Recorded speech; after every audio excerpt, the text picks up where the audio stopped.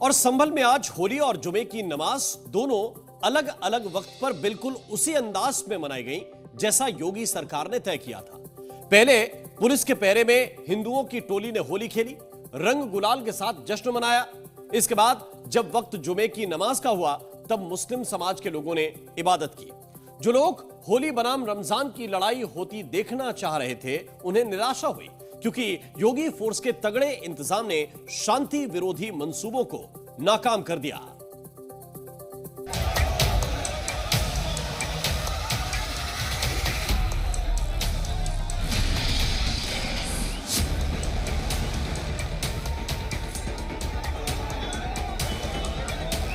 मुझे बहुत अच्छा लगा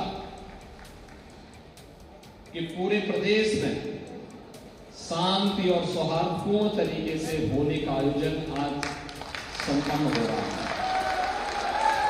होली हमारे लिए इसलिए भी महत्व रखता है, जो लोग सनातन धर्म की परंपराओं पर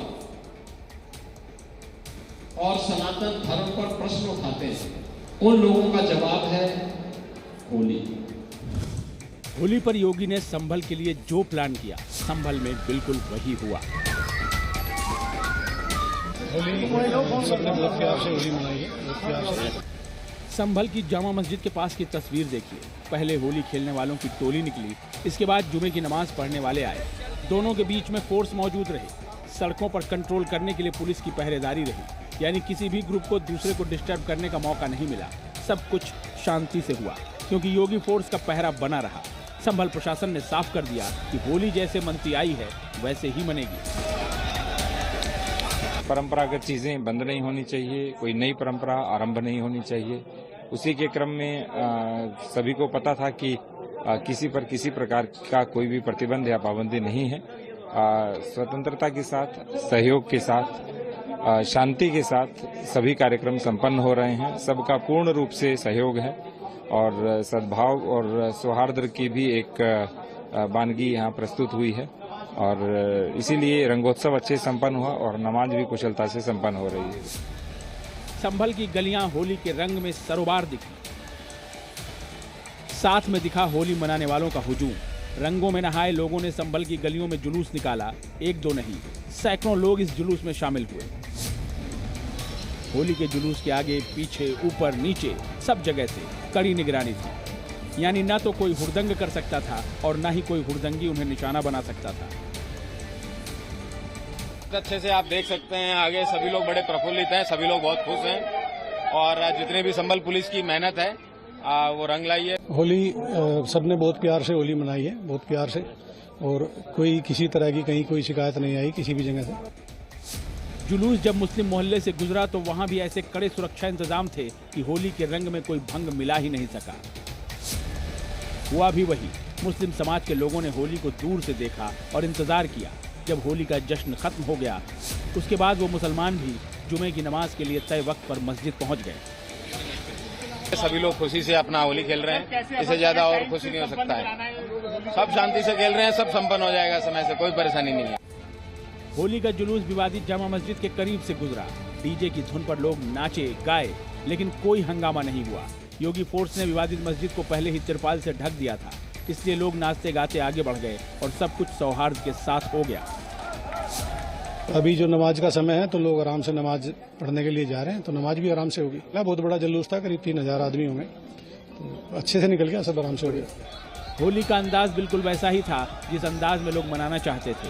होली जुलूस संभल की पुलिस चौकी पर जाकर खत्म हुआ। इसके बाद बारी आई जुमे की नमाज की। मस्जिद कमेटी ने पहले ही नमाज का वक्त बदल दिया था।